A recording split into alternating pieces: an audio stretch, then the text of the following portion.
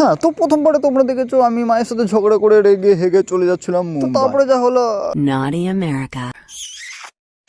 ছি শালা আর কিছু বলার নাই।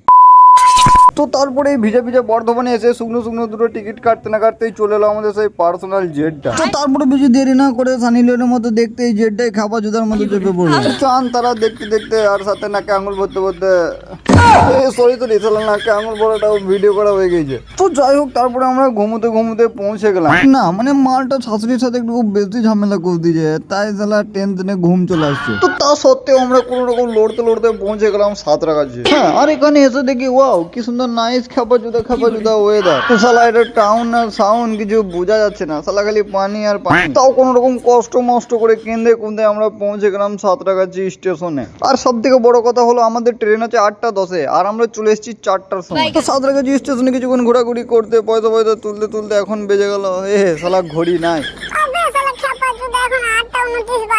তো যাই হোক, এখন বাজছে 8:29 আর আমরা শালা 4টা থেকে এসে বসে আছি। তো ওখানে কিছুদিন ওয়েট করার পর ফাইনালি আমাদের প্লেন চলে এলো। আর তার সাথে আমার চাষতো ভাই এত ঢোকো করছিল, তাই আমরা বাধ্য হয়ে ঢুকে গেলাম। তো হ্যাঁ গাইস, তো ঘটনাটা হচ্ছে যে ভিডিওটা অনেকটাই বড় হয়ে গেল। তো তোমরা চ্যানেলটা সাবস্ক্রাইব করে রাখো তৃতীয় পার্ট দেখার জন্য। তো তৃতীয় পার্টের ট্রেনে আমার সাথে কি হলো সেটা তোমাদেরকে বলবো। তো হ্যাঁ চলো, আজ এই পর্যন্ত, দেখা হচ্ছে নেক্সট ব্লগে। তো আজকের মতো টাটা।